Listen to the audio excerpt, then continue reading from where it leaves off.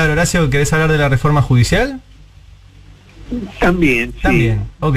Pero no, estoy viendo un poco el clima de exasperación que está planteando la oposición Uh-huh.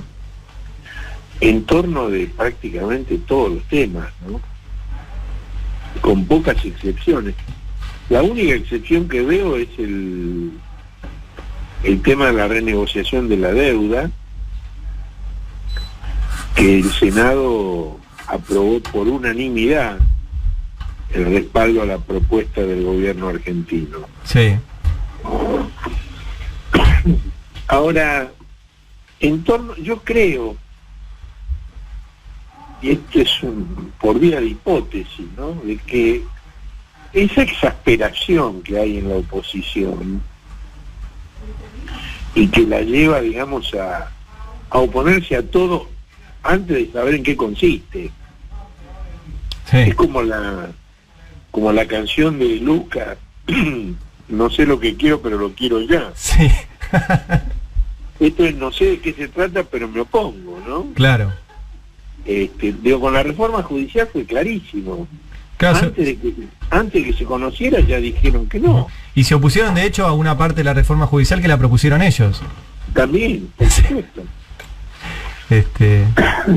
Ahora, yo me pregunto, digamos, ¿a qué se debe esto?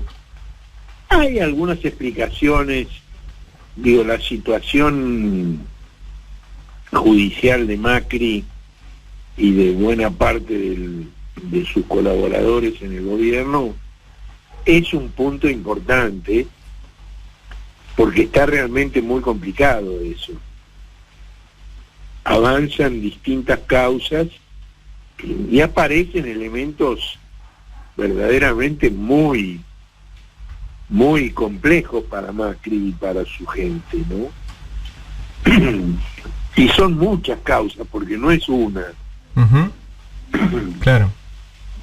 Está la causa del espionaje, pero también está ahora la causa de los créditos del Banco Nacional Vicentín, el tema de los peajes, el tema de los parques eólicos, el tema del correo.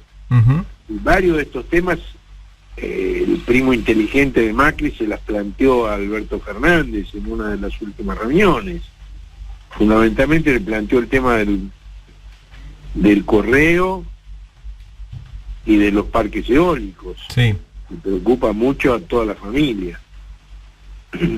Y hacen bien estar preocupados, pues si esas causas avanzaran al ritmo que deberían avanzar, bueno, estaría complicado en serio.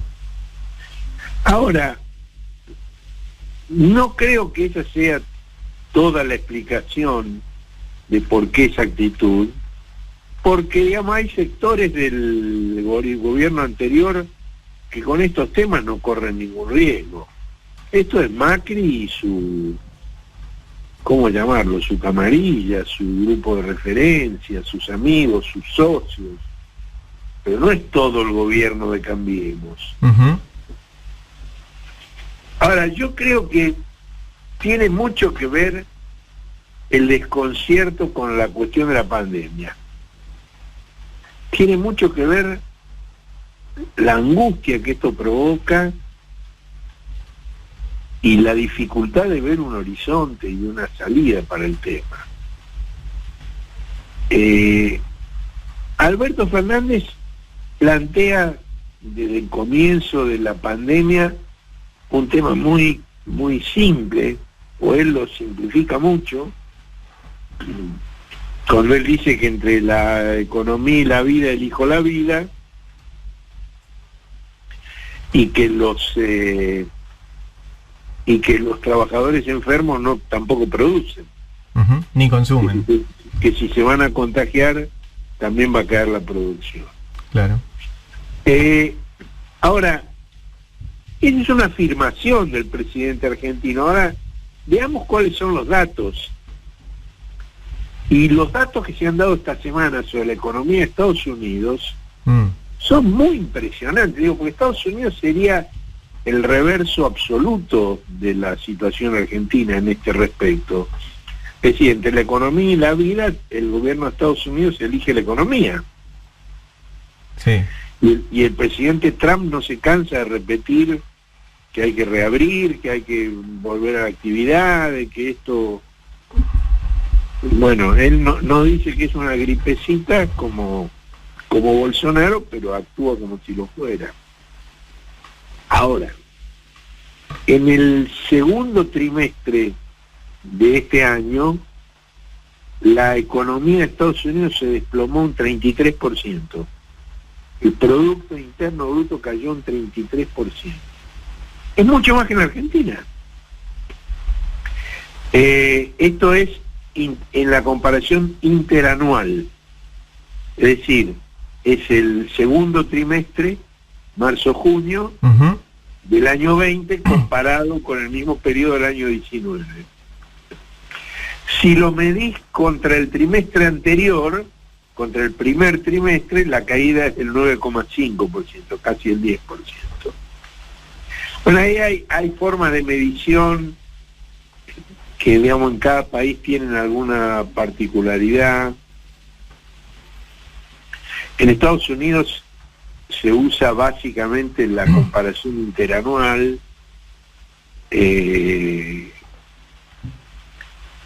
y se recalcula, es decir, este es un cálculo preliminar que después, cuando esté toda la información, va a ser revisado.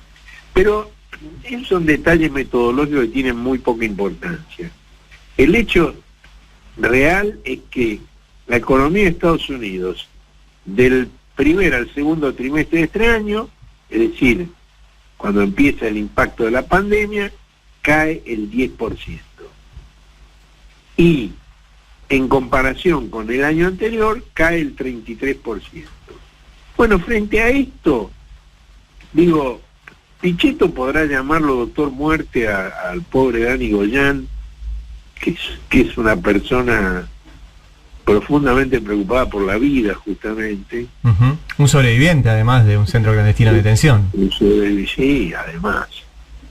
Pero bueno, digamos, dejemos eso de lado, digo, porque eso es, en todo caso, referencia a la propia vida de él. Sí, sí, es verdad. Pero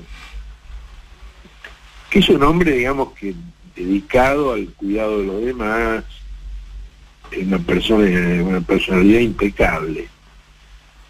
Pichetto lo puede llamar doctor muerte, pero cuando vos ves estos datos, y cuando escuchás además, cuando ves los datos que yo publiqué en el cohete la semana pasada del doctor Juan Carlos Tealdi, de que la capacidad de terapia intensiva en una muestra realizada por la Asociación de Terapistas Intensivos da que la ocupación de camas es ya era ya hace un par de semanas del 85%, te das cuenta que estamos en una situación muy delicada, y frente a eso yo creo que una de las escapatorias, digamos, de la oposición es radicalizar todas las actitudes, oponerse a absolutamente todo, las cosas que se leen sobre la reforma judicial, las opiniones, digamos, de algunas personalidades de la oposición, no necesariamente de la oposición partidaria, por ejemplo, las posiciones concurrentes de personas tan distintas como Sergio Berenstein, Roberto Gargarella y Daniel Sapsay, donde ven que la reforma lo que procura es la impunidad para los delitos que dan por supuesto que cometió Cristina Fernández de Kirchner. Y la verdad es que, digamos, si vos lees los proyectos estos, no hay un solo dato que avale esa idea. Tal vez se podría, digamos, discutir si una eventual ampliación de la Corte Suprema no podría tener esa intencionalidad. Pero en primer lugar, no hay proyecto de ampliación del número de miembros de la Corte. Claro. Hay algunas opiniones a favor de la ampliación, pero no hay proyecto. Lo que hay es la creación de un consejo que ha irritado tanto. Digo, Carlos Pañi, que es una persona bastante formada, bastante culta, la titula la Comisión Beraldi. Son 11 miembros. Beraldi no es ni de lejos la persona de mayor importancia que integra el Consejo. Además no hay un presidente, él no es el presidente, pero como es el abogado defensor de Cristina, lo llama la Comisión Beraldi. Y su ofuscación es tal que confunde con kirchnerista al abogado de Clarín. Sí. No sé si vieron eso. Sí, a Andrés Gil Domínguez, que fue amicus curiae de Clarín ante la Corte cuando se discutió la ley de medios. Claro. Por ejemplo, vos fuiste amicus curiae de un lado y Gil Domínguez del otro, para que se entienda. Efectivamente. Yo me hice una presentación en defensa de la constitucionalidad de la ley de medios y Gil Domínguez en contra. Bueno, ahora resulta que es kirchnerista Gil Domínguez también. Están muy obsesionados, están muy obnubilados al respecto. Ahora, dentro de quienes se oponen, hay algunas posiciones más inteligentes que otras. Por ejemplo, la de Roberto Saba, que fue decano de la Facultad de Derecho de la Universidad de Palermo.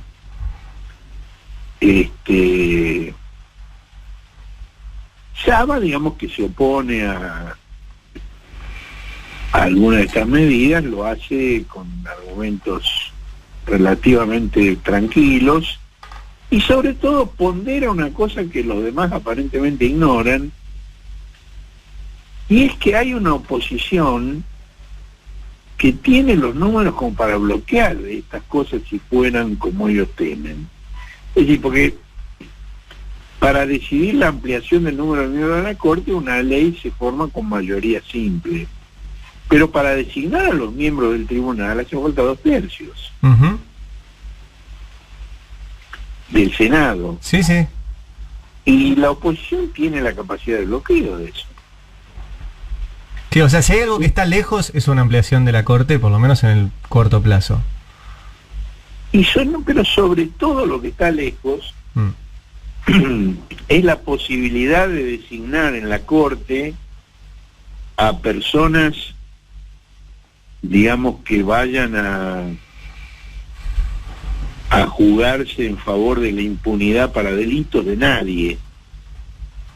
Y la oposición tiene los votos suficientes como para bloquear. Digo, suponete que en un rapto de insensatez el gobierno decidiera mandar el pliego del propio Beraldi para la Corte Suprema. Sí, no pasa, imposible. No, además tendría que excusarse. Claro, se tendría que excusar en las cosas de Cristina, claro, tenés razón. Se tendría que excusar. Tenés razón. Es tan simple como eso. O hacer la gran Rosenkrantz. Sí, claro, pero... Esa es la otra opción. Pero Rosenkrantz puede hacer eso porque tiene el blindaje mediático. Claro. Porque él también es abogado de Clarín. Claro. Y de La Nación. Pero Beraldi no podría. No. Digo, atronarían con tapas editoriales, fotos, epígrafes, mostrarían una foto de Alberto en calzoncillos, de Alberto Beraldi, quiero decir. No, digamos, quienes lo conocemos hace 40 años lo llamamos Alberto, no Carlos. Se llama Carlos Alberto, pero así como Ardañán se llama León Carlos y para los amigos es Carlos. De modo que me parece que ninguna de estas cosas es posible. Ahora, el tema de la cuarentena es grave, no se puede minimizar. Es decir, hoy estaba viendo algunas noticias del día. Por ejemplo, la red de salas teatrales de la provincia de Buenos Aires, que son pymes, ¿no? Dice que están ante una realidad desesperante, con riesgo de cierre definitivo de más de 100 salas teatrales independientes y autogestivas. Y la Brujita Verón, presidente estudiante de La Plata, dice que si no vuelve el fútbol, las empresas dejarán de pagar los derechos de televisación y los clubes deberán bajar la persiana. Y son apenas 2 ejemplos. Y 2 ejemplos para salir de la actividad de finalidad puramente económica. Uh-huh. Para referirnos a 2 actividades que tienen una dimensión social, cultural, como el teatro y el fútbol, ¿no? A mí no me parece que haya que minimizar el problema. Ahora, frente a eso tampoco se puede, si levantás toda restricción, vamos a hacer una catástrofe. Y Totalmente. este es un tema que, en Estados Unidos se está viendo, en Brasil se está viendo, en algunos lugares de Europa se está viendo. Uh-huh. Hoy hay, por ejemplo, hay una nota de un especialista europeo que dice, ¿y si la vacuna no funciona? ¿Y si no hay vacuna? Bueno, estamos en una terra incógnita, y frente a eso yo creo que el enardecimiento de posiciones políticas es una tontería que no le sirve a nadie. Yo no creo que a la oposición tampoco le sirva eso. Uh-huh. No. Digamos, este modo grupo A en el que se ponen, no creo que tampoco a ellos les sirva. Pero además, si nos pasa algo como lo de Estados Unidos y ellos tienen algún tipo de ansia electoral, y suponiendo que ganaran la próxima elección, recibirían un país mucho peor que el que recibirían si se hacen las cosas como se están haciendo. Sí, bueno, está bien, pero digo, para un cambio de gobierno faltan 3 años y Sí. pico, ¿no? Digo, tampoco tiene sentido estar calculando eso. Digamos, si ganaran la próxima elección, mejorarían su posición en el Congreso, pero ahora, por momentos lo que uno ve es una actitud de acoso y derribo contra el gobierno, directamente. Y aquí introduzcamos un giro en el razonamiento. Es cierto que la economía de Estados Unidos cayó 33% interanual en el segundo trimestre y casi 10% respecto del primer trimestre. Pero hay un núcleo mínimo pero poderosísimo de grandes corporaciones que por el contrario han tenido un crecimiento fabuloso. Uno de los títulos de los últimos días es que Jeff Bezos, el dueño de Amazon, ganó $13.000 millones en un día. Sí. Bueno, eso también ocurre. Sí. Digo, hay algunos sectores, sobre todo los vinculados con la tecnología de la información y la comunicación, que por el contrario han tenido un crecimiento importantísimo. Y no nos olvidemos que a la cabeza de este sector hay una empresa del sector, en Argentina, una empresa del sector de la tecnología de informaciones y comunicación. No nos olvidemos de eso. Uh-huh. Yo no tengo a mano datos sobre cuáles han sido en la Argentina los resultados que ha tenido esa empresa. que es el grupo Clarín, por Sí, sí. cierto. Sí. Clarín Telecom, Fibertel. Lo que es Cablevisión Holding, que es la parte de telecomunicaciones de Clarín. Exacto. Esa empresa siempre tiene ganancias. Lo que pasa es que ellos hacen la típica de dividir en unidades de negocios. Entonces te dicen, Cablevisión Holding tiene ganancias, pero el diario Clarín, esa unidad tiene pérdida. Entonces esa, por ejemplo, pide ayuda al Estado y paga los sueldos con el ATP. Vos decís, pero Claro. el accionista es el mismo. Los dueños son los mismos. No, bueno, pero es por unidad de negocio, está separado. Ajá. Y cuando ganan, ¿no va todo al mismo lugar? Sí, bueno, pero no. Pero la empresa que vos decís, la de telecomunicaciones, tiene ganancias desde siempre. Bueno, por eso digo, tanto en Estados Unidos como en todos los lugares del mundo, las empresas de esa especialidad están teniendo muy buenos resultados. Ujú. Sí. Bueno, no sé mucho más que decir. Bueno, ¿cómo viene la edición del COET? Son reflexiones, no estoy haciendo afirmaciones tajantes de ningún tipo, estoy compartiendo mi perplejidad frente a lo que ocurre y mis observaciones tratando de entender, que creo que es lo que tenemos que hacer. creo que es lo que tenemos que hacer. Bueno, te leemos el sábado a la noche en mi caso, el domingo para la mayoría de nuestros oyentes ahí en el Cohete a la Luna. El cohete va bien. ¿Va bien? Sí, el cohete va bien, está navegando muy bien. Qué increíble. Recordemos que el nombre surge de que Mauricio Macri dijo que te iba a enviar a vos y a no sé cuántos más en un cohete a la Luna. Ese 562. 562. Bueno, lindo. El país estaría mucho mejor si pudiera meternos en un cohete y mandarnos a la luna. Esa es la frase que Espectacular. pronunció ante un grupo de periodistas, Espectacular. Espectacular. uno de los cuales lo contó con nombre y apellido, un columnista de perfil Sí. lo contó con nombre y apellido, cómo fue, dónde fue, cómo es que lo dijo. Qué Y cosa. bueno, Bueno, y ahí está, navegando. tratamos de darle el Bueno, codazo, Horacio, cuídate. codazo. Horacio Berbisky aquí en Habrá Consecuencias. 9 de la mañana, 35 minutos.